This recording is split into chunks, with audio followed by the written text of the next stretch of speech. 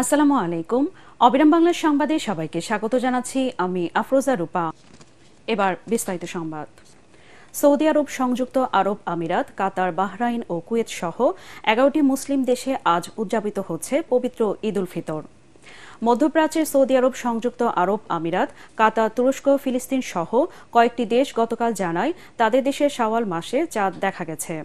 এর ফলে আজ এসব দেশে ঈদ উদযাপন করছেন সেখানকার মুসলমানরা। পবিত্র মক্কা ও মদিনার হারাম শরীফ ছাড়াও দেশটির সব ঈদগাহে ঈদের নামাজ অনুষ্ঠিত হচ্ছে। দুবাইও ঈদের নামাজ আদায় করছেন মুসলমানরা। তবে মিশর, জর্ডান, সিরিয়া, ওমান, ইন্দোনেশিয়া সহ 14টি মুসলিম দেশে আগামীকাল সোমবার ঈদ উল ফিতর উদযাপিত হবে। বাংলাদেশেও আজ চাঁদ দেখা সাপেক্ষে কাল ঈদ হতে পারে। এদিকে বিশ্বের সবচেয়ে জনবহুল মুসলিম সংখ্যাগরিষ্ঠ দেশ ইন্দোনেশিয়া জানিয়েছে তাদের দেশেও কাল ঈদ উদযাপিত হবে। পাকিস্তান, মালয়েশিয়া, ব্রুনে, ভারত, অস্ট্রেলিয়াতেও সোমবার ঈদ উল ফিতর উদযাপনের ঘোষণা দেওয়া হয়েছে।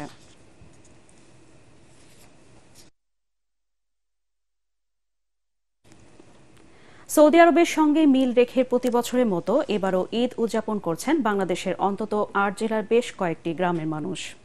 সকাল থেকে চাঁদপুর, ভোলা, মাদারীপুর, ফরিদপুর, শরীয়তপুর, পিরোজপুর, নোয়াখালী ও চট্টগ্রামের বিভিন্ন গ্রামে ঈদের নামাজ অনুষ্ঠিত হচ্ছে। চাঁদপুরে 40টি গ্রামে আজ ঈদ উল ফিতর উদযাপিত হচ্ছে। এসব গ্রামে সাদরাত দরবার শরীফের অনুসারীরা প্রায় 95 বছর ধরে আরব দেশগুলোর সঙ্গে মিল রেখে ঈদ উদযাপন করে আসছেন। ঈদকে ঘিরে এসব গ্রামে আজ উৎসব মুখর পরিবেশ। ভোলার 5 উপজেলার 14টি গ্রামের প্রায় 3000 পরিবার ঈদ উদযাপন করছে। মাদারীপুরের 25টি গ্রামে ঈদ উল ফিতর উদযাপিত হচ্ছে। এছাড়া ফরিদপুর, শরীয়তপুর, পিরোজপুর, নোয়াখালী ও চট্টগ্রামের বিভিন্ন গ্রামে আজ উদযাপিত হচ্ছে পবিত্র ঈদ উল ফিতর।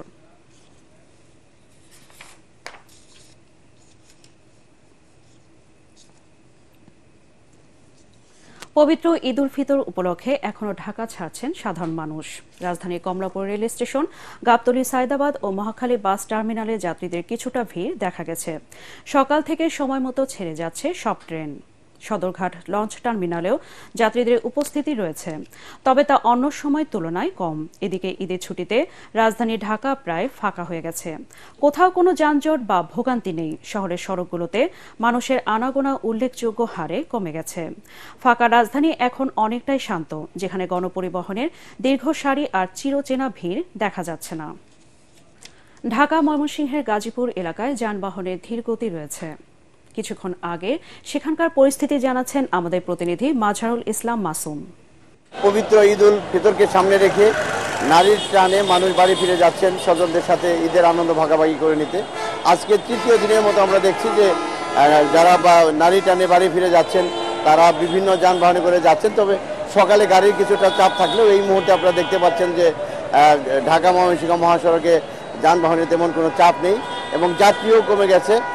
আইনশৃঙ্খলা বাহিনী জানিয়েছেন যে গত 3 দিন যাবৎ দিন রাত তারা যাত্রীদের পার করে দিয়েছেন, বিভিন্ন যানবাহনে করে তারা পার করে দিয়েছেন এবং যাতে করে মানুষ ঈদের আনন্দ ভাগাভাগি করে নিতে পারে এবং কোনো ধরনের যানজটের কবলে পড়ে তাদেরকে রাস্তায় অপেক্ষা করতে না হয় সেই দিকে লক্ষ্য রেখে কিন্তু তারা ব্যাপক প্রস্তুতি নিয়েছেন এবং সেই প্রস্তুতি কাজেও লেগেছে। যে কারণে এবার ঢাকা ময়মনসিংহ মহাসড়ক এবং ঢাকা টাঙ্গাইল যে মহাসড়ক সেই দুটি সড়কে কিন্তু যানজট সেই আগের যে চিরচেনা যানজট সেটি এবার লক্ষ্য করা যায়নি এবং ঢাকা অভিমুখী যে যানবাহনগুলি সেগুলোকে বিভিন্ন জায়গায় পুলিশ আটকে রেখেছে যাতে করে তারা রাজধানীতে প্রবেশ করে যানজটের সৃষ্টি না করতে পারে।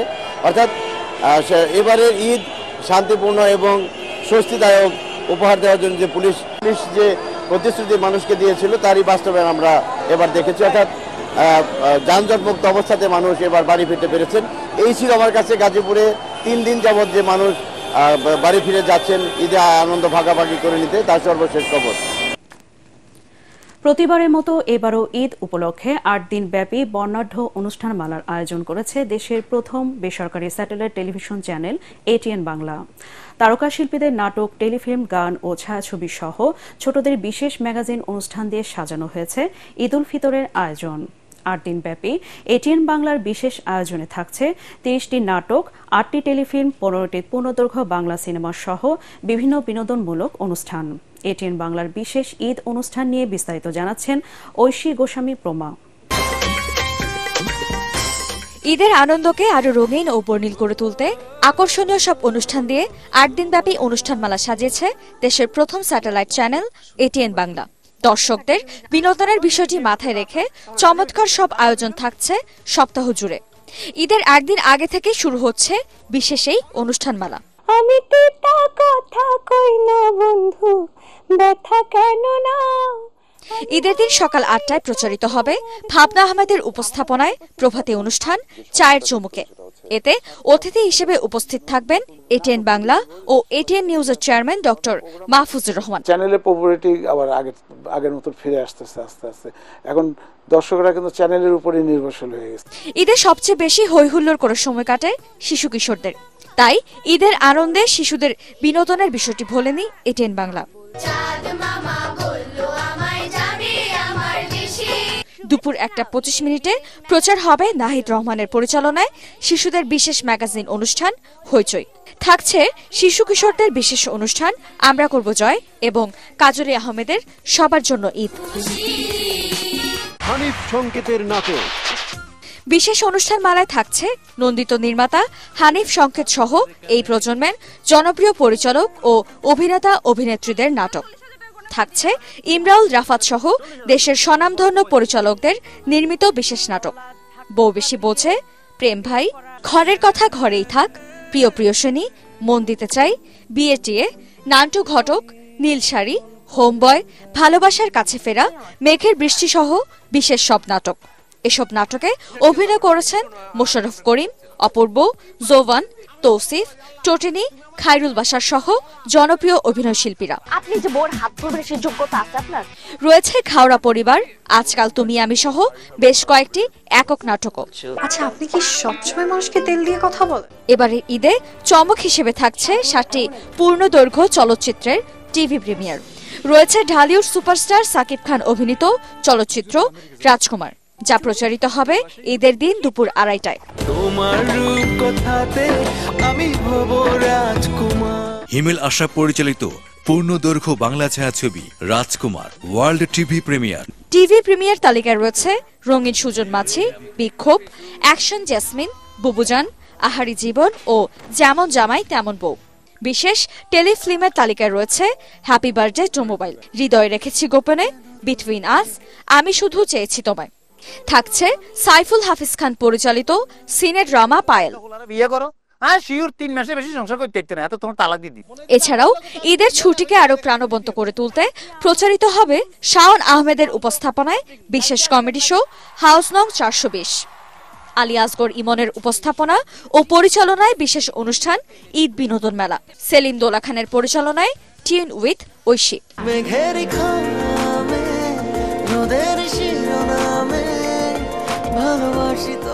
ঈদে মুক্তি পেতে যাওয়া ছায়াছবির অনুষ্ঠান box office, musical show, music express সহ বিশেষ সব অনুষ্ঠান প্রচার করবে এটিএন বাংলা।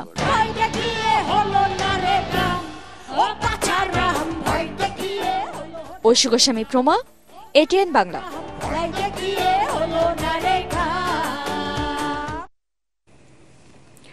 পরিবেশ অধিদপ্তরের ছাড়পত্র ছাড়াই বান্দরবানের লামা উপজেলার সরাই ইউনিয়নে নির্মাণ করা হচ্ছে রাবার প্রসেসিং ফ্যাক্টরি। এলাকাবাসীর দাবি, একটি পাহাড়ি ঝিরির উৎসমুখ ও স্কুলের পাশে এই ফ্যাক্টরি নির্মাণ করায় পরিবেশ বিপর্যয়ের শঙ্কা রয়েছে, পাশাপাশি দুর্ভোগে পড়তে পারে শিক্ষার্থীরা। ওই ফ্যাক্টরি নির্মাণ কাজ বন্ধ করতে প্রশাসনের কাছে দাবি জানিয়েছে এলাকাবাসী। বান্দরবান প্রতিনিধি মিনারুল হকের রিপোর্ট জানাচ্ছেন রাসনা দাস। বান্দরবান জেলার সদর থেকে প্রায় 50 কিলোমিটার দূরে লামা উপজেলার সরাই ইউনিয়নের আন্ধেরি গধুরি এলাকায় প্রায় 5 একর জুড়ে রাবার প্রসেসিং ফ্যাক্টরি নির্মাণ করছে একটি বেসরকারি কোম্পানি। এরই মধ্যে সেখানে শুরু হয়েছে বনাঞ্চল ও পাহাড় কাটা। পাশেই রয়েছে পাহাড়ি ঝিরির উৎসমুখ এবং কোয়ান্টাম কসমোস স্কুল ও কলেজ। জনগণের স্বার্থে, আমার স্বার্থে, আমাদের বাচ্চা কাচ্চা লেখাপড়া করে এদের স্বার্থে ফ্যাক্টরি এখানে না করে ফ্যাক্টরিটা অন্য আরেক জায়গায় করুক। এখানে করলে দেশের জনগণের অনেক ক্ষতিগ্রস্ত হবে। শিক্ষা প্রতিষ্ঠানের পাশেই ফ্যাক্টরি নির্মাণ করায় শিক্ষার্থীদের লেখাপড়ায় ব্যাঘাত ঘটবে বলে দাবি স্থানীয়দের। আমাদের শিক্ষার্থীদের মারাত্মক স্বাস্থ্য ঝুঁকি তৈরি করবে, সেজন্য আমরা চাই যে নিরাপদ দূরত্বে, যেখানে জনহীন লামারাবার কোম্পানির প্রায় 1600 একর জায়গা আছে, তাদের অনেক জায়গা আছে যেখানে জনহীন জায়গা, সেখানে ইন্ডাস্ট্রিটা হোক। যদিও কারখানা মালিকদের দাবি রাবার প্রসেসিং ফ্যাক্টরি নির্মাণে পরিবেশ বিপর্যয় ঘটবে না। পরিবেশ অধিদপ্তরের অনুমোদন পেলেই সেখানে ফ্যাক্টরি নির্মাণ করা হবে। পরিবেশ সম্মত ওইভাবে করবো, ওই জন্য আমরা পরিবেশ অধিদপ্তরে প্রেয়ার করছি, পরিবেশ এটা ইনকোয়ারি করছে। ছড়ার কথা বলছে, ওটা তো কন্টিনিউ ছড়া না, এটা আমাদের এলাকার জায়গাটা আমাদের মধ্যেই থাকবে, পানি বাইরে যায় না। প্রশাসন ও পরিবেশ অধিদপ্তরের কর্মকর্তারা জানিয়েছেন, ফ্যাক্টরি নির্মাণে অনুমতি দেওয়া যায় কিনা তা খতিয়ে দেখা হচ্ছে। এখন আবেদন বিবেচনা করার দায়িত্ব, সবকিছু যাচাই করার দায়িত্ব পরিবেশ অধিদপ্তরের। আমি যেটা লিগেল, যেটা আমি পাইছি, আমি সেটাই লিখে পরিবেশ উপদেষ্টার কাছে পাঠিয়ে দিচ্ছি। আমাদের কাছে সবেমাত্র একটা আবেদন করেছে যে ওই জায়গাতে ফ্যাক্টরি করা যাবে কিনা, তো আসলে ফাইনাল ডিসিশন না জানানো পর্যন্ত আমরা কিছু বলতে পারতেছি না। স্থানীয়দের আশঙ্কা, ফ্যাক্টরি নির্মাণ হলে রাবার প্রসেসিং এর বর্জ্য ও দূষিত পানিতে পরিবেশ বিপর্যয় ঘটবে, বন্ধ হয়ে যাবে পাহাড়ি ঝিরির পানির প্রবাহ। তাই এই বিষয়ে দ্রুত ব্যবস্থা নেওয়ার আহ্বান এলাকাবাসীর। Bureau report, ATN Bangla. পবিত্র রমজানে মাংসের পরিবর্তে শামুক খাচ্ছেন তিউনিশিয়ার মুসলমানরা। আর্থিক সংকটের কারণে রেডমিট অর্থাৎ লাল মাংসের পরিবর্তে সাশ্রয়ী ও পুষ্টিকর হিসেবে জনপ্রিয় হয়ে উঠছে সামুদ্রিক এই প্রাণী। অর্থনৈতিক প্রতিকূলতায় টিকে থাকার জন্য দেশটির মানুষের কাছে ব্যাপক গুরুত্ব পাচ্ছে শামুক। আরও জানাচ্ছেন জাহিদুল আলম। ইফতারি তৈরি করছেন তিউনিশিয়ার এই রেস্তোরাঁ মালিক। তবে ইফতারের মেনুটি অবাক করার মতো, কারণ মেনুতে রয়েছে শামুক। তিউনিশিয়ায় বরাবরই ইফতারের রেডমিট অর্থাৎ প্রাণীজ আমিষ লাল মাংসের চাহিদা ব্যাপক। তবে দেশটির ক্রমাগত আর্থিক সংকটের কারণে জনপ্রিয় এই খাবার অনেকেরই নাগালের বাইরে। তাই মুসলিমদের জন্য মাকরুহ হিসেবে বিবেচিত হলেও মাংসের বিকল্প হিসেবে শামুকের দিকে ঝুঁকছেন তারা। আমাদের এখানে মাংসের দাম সাধারণ মানুষের নাগালের বাইরে চলে গেছে, আর তাই সস্তা বিকল্প হিসেবে শামুক বেছে নিয়েছি। এটি সুস্বাদু আর পুষ্টিকর।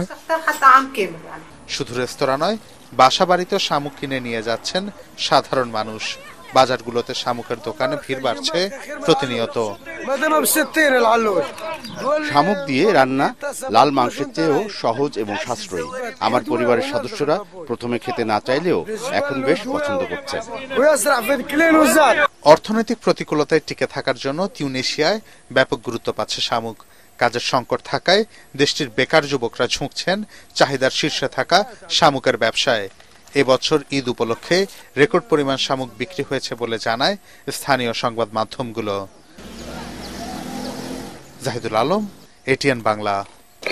এবারে পাটেক্স খেলার খবর।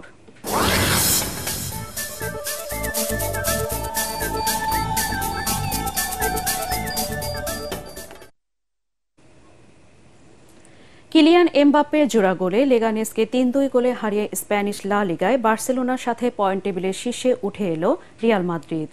নিজেদের মাঠ সান্তিয়াগো বার্নাব্যুতে গতিময় ফুটবলই উপহার দেয় কার্লো আনচেলত্তির দল। তাতে খেলার ৩২ মিনিটে স্পট কিকে রিয়াল মাদ্রিদকে এগিয়ে দেন কিলিয়ান এমবাপ্পে। তবে এই গোলের রেশ কাটতে না কাটতে দিয়াগো গার্সিয়া ম্যাচে ১-১ সমতা ফেরান। খেলার ৪১ মিনিটে রিয়ালকে চমকে দিয়ে লেগানেসকে ২-১ ব্যবধানে এগিয়ে দেন স্প্যানিশ ফরোয়ার্ড দানি রাবা। তবে দ্বিতীয়ার্ধে মাঠে নেমে ম্যাচে ২-২ সমতা ফেরান জুড বেলিংহাম। ৭৬ মিনিটে ডি বক্সের বাইরে থেকে বুলেট গতির শটে অসাধারণ এক গোল করে রিয়ালে ৩-২ ব্যবধানে জয় এনে দেন কিলিয়ান এমবাপ্পে।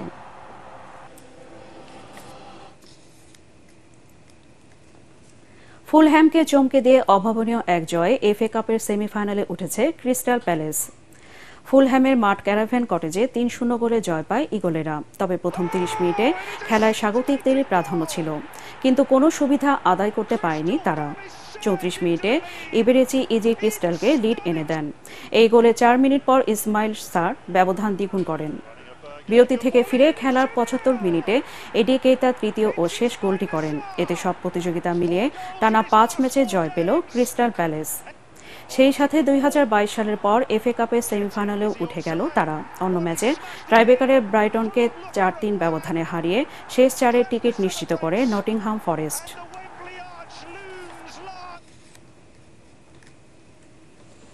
পাঁচবারের চ্যাম্পিয়ন মুম্বাই ইন্ডিয়ান্সকে ৩৬ রানে হারিয়ে ইন্ডিয়ান প্রিমিয়ার লিগ আইপিএলে প্রথম জয় দেখা পেল গুজরাট টাইটান্স।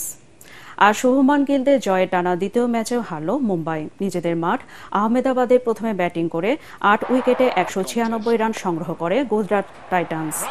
41 বলে দলের পক্ষে সর্বোচ্চ 63 রান করেন সাই সুদর্শন। জস বাটলার 39 এবং অধিনায়ক শুভমান গিল 38 রান করেন। জয়ের জন্য 197 রানের লক্ষ্যে নেমে দলের 35 রানে রোহিত শর্মা ও রায়ান রিকেলটনের উইকেট হারিয়ে চাপে পড়ে মুম্বাই। সেই চাপ আর কাটাতে পারেনি হার্দিক পান্ডিয়ারা। শেষ পর্যন্ত 6 উইকেটে 160 রানে বেশি তুলতে পারেনি তারা। দলের পক্ষে সর্বোচ্চ 38 রান আসে সূর্যকুমার যাদবের ব্যাট থেকে।